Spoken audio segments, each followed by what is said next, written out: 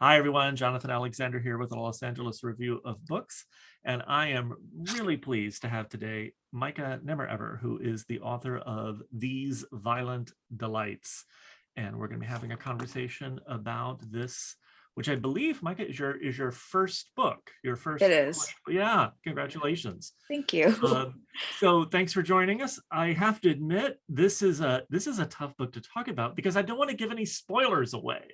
Yeah. And so I have to just go ahead and say before we really get started, if you don't like spoilers, don't watch this video because I think we can't not talk at least a little bit about what happens in this Yeah. really bold book. That these two young men, Paul and Julian, in the very early 70s, who embark not only on a really finely drawn, nuanced relationship, intimate relationship, but then also as part of that relationship and in part dealing with their own life circumstances, decide to kill a man. And you say that you were at least you've written that you were inspired in part by the Lerner and Loeb case and other such cases. But I'd love to hear, just in your own words, for people watching or listening, what brought you to this particular book and to this particular story, which it seems like you were working on for a while.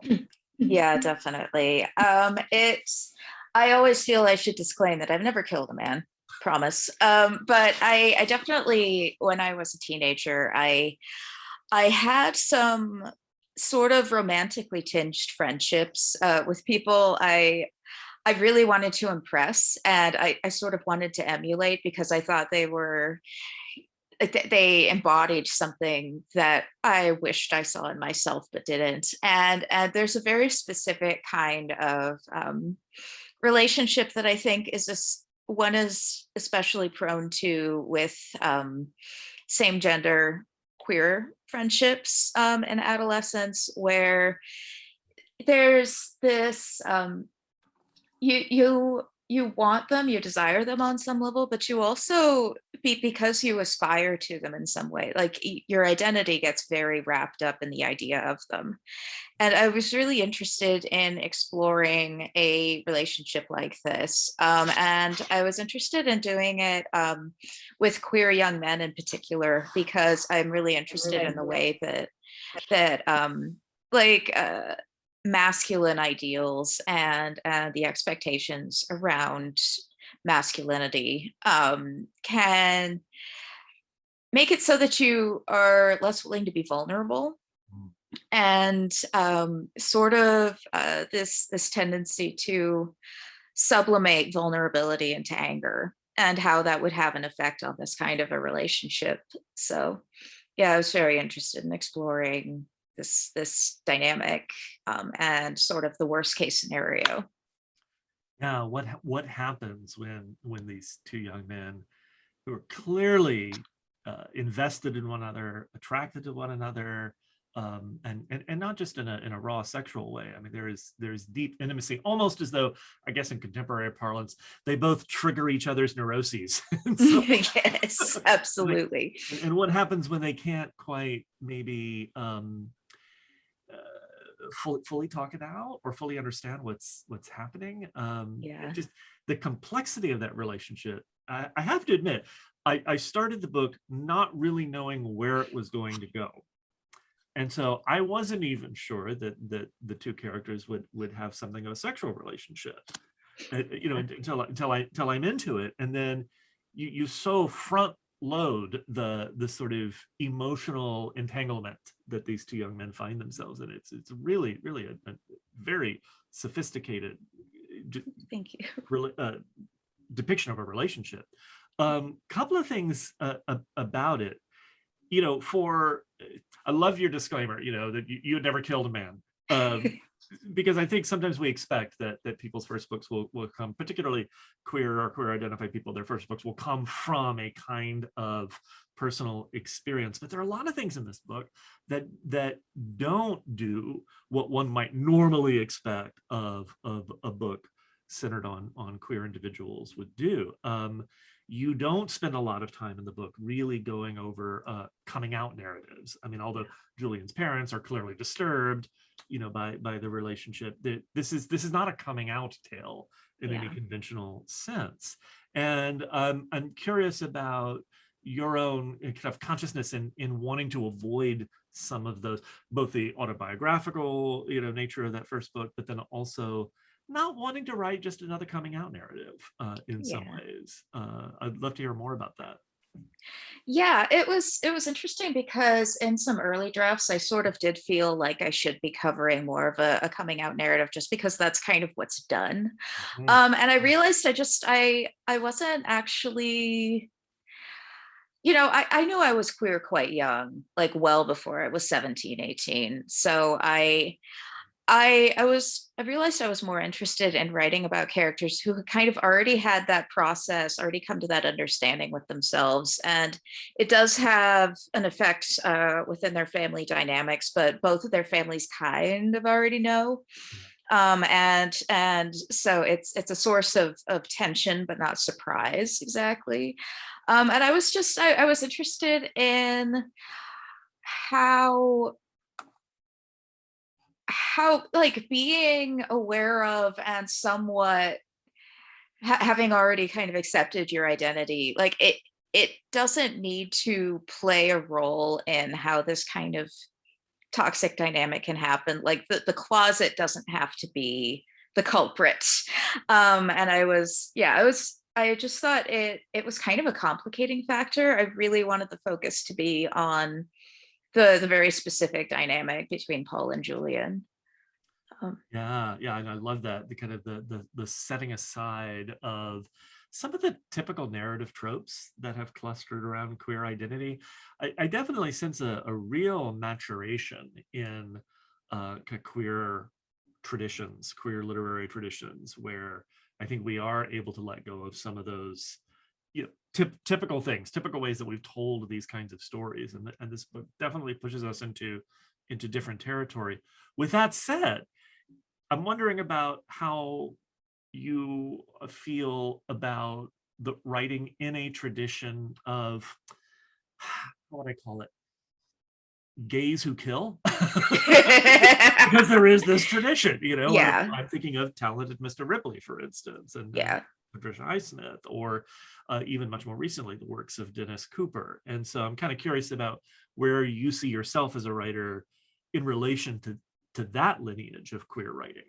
Yeah, I really like stories about sort of moral reckonings and people having demons that they may not necessarily be able to conquer.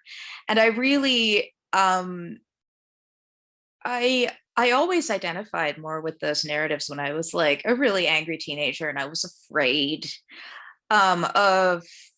of myself, kind of, and worried that this anger I had in me might be dangerous in some way. In retrospect, it wasn't, but but like, I feel like these moments of like moral frailty are just really interesting, and I'm interested in both how that interfaces with queer identity and also just like letting queer characters have these conflicts in a way that it's very good that that's not like the requirement for a queer character anymore. There's absolutely a place for more like positive queer stories.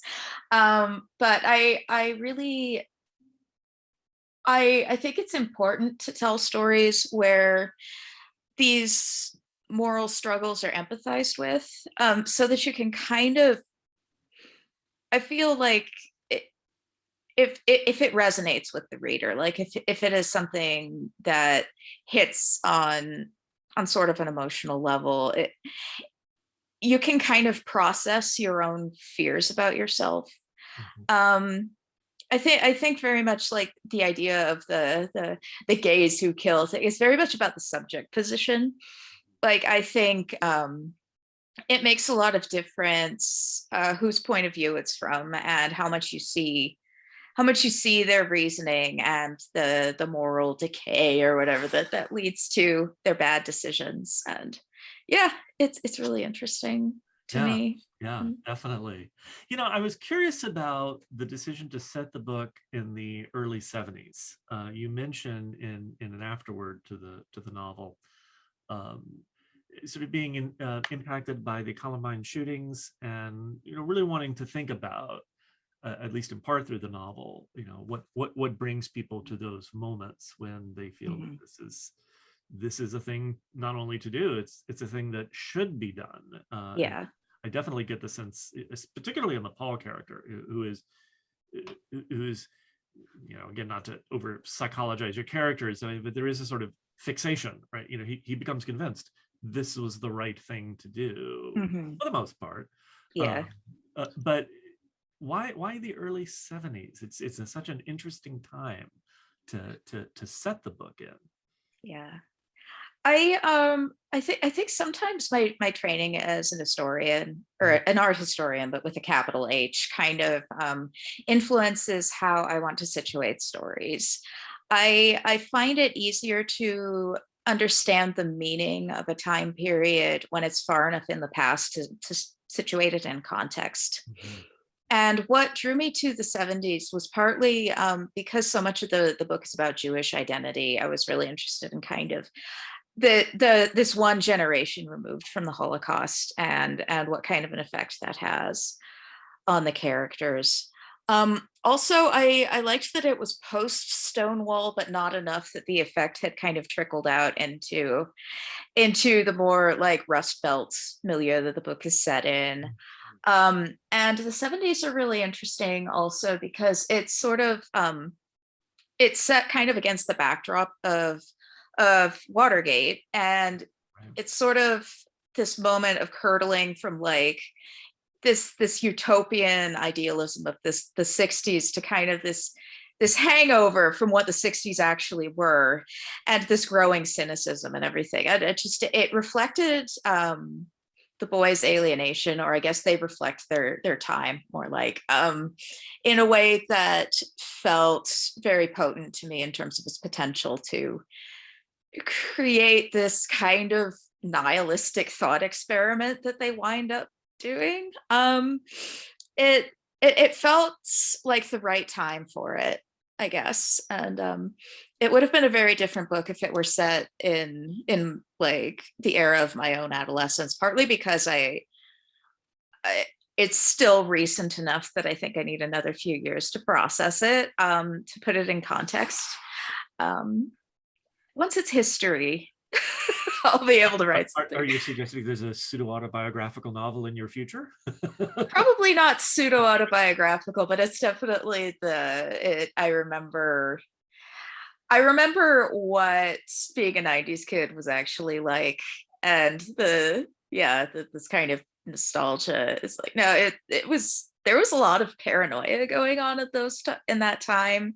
Partly caused by that initial spate of school shootings, which of course I'm sure isn't relevant anymore, Jesus. But it partly caused by that, and partly caused by sort of this rise in purity culture, that like kind of I suspect spawned from the AIDS epidemic, kind of society's failure to cope with that. It was just a much more complicated time than I think the nostalgia likes to frame it as. So I definitely want to explore that in future projects in some way. Oh, we look forward to make that. it weird. Yeah. Yeah. That's, I feel the same way when people talk about the 80s. I spent most of my adolescence in the early 80s, and there's a sort of fetish for all things 80s, and I'm like, oh god, that was an awful time. So many ways. it's a really interesting time period, that I see a lot of reflections of the present day. For sure. Yeah. So, but maybe in the same perverse way, the 70s fascinate me, and I think for a lot of the reasons that they might fascinate you as well, as you were saying, you're on this side of Compton, Stonewall, but we're not overshadowed by AIDS yet. So things are moving. You also set the book, in largely in sort of in Pittsburgh, sort of Pennsylvania area. So we're away from the major urban centers where there might have been more consciousness of a gay identity. So there are ways in which one can deal with complicated sexualities, but they're not overrun by discourses circulating in the culture. There certainly is some homophobia, but but I think your choices also allow you, you're saying, to deal with things like anti-Semitism as well, and to deal with a very complicated set of relationships around Jewish identity and how people are trying to navigate and figure out. I mean, the Julian's father is a chilling character in this regard. And just really, it's the whole. I have to admit, the whole set of scenes in which Julian brings Paul home for that confrontation with his family is just really very, very moving and powerful.